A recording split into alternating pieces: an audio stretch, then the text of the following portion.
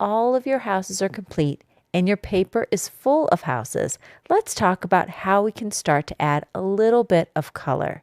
When your houses are complete, you'll be adding color. And when you do, you'll be using oil pastels. Your goal is not to fill in all the houses, but just some of them. Let me show you. So here I am using my oil pastels. And what I try to do is this. I would pick one color, and then I would try to color about 6 or 7 things with that one color.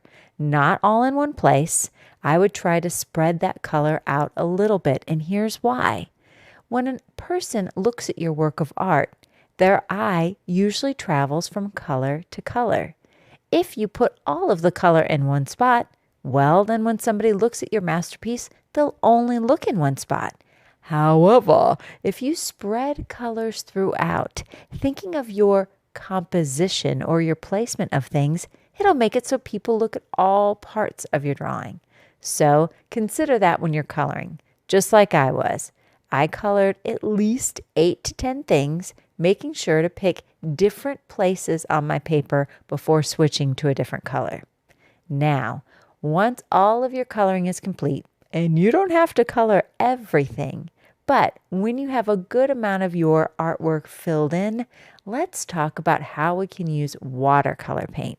So right now we're using oil pastels, and oil and water do not mix. So what we are about to have is something called a resist.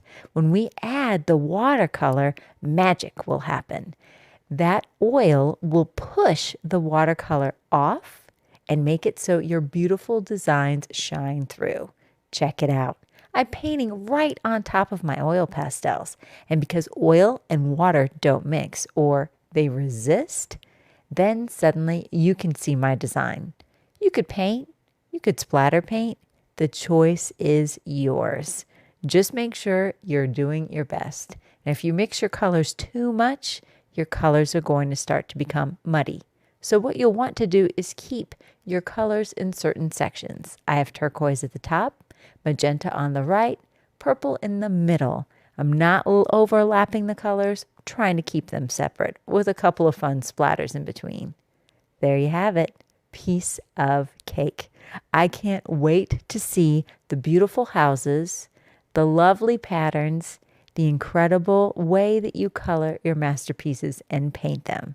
Let's get started.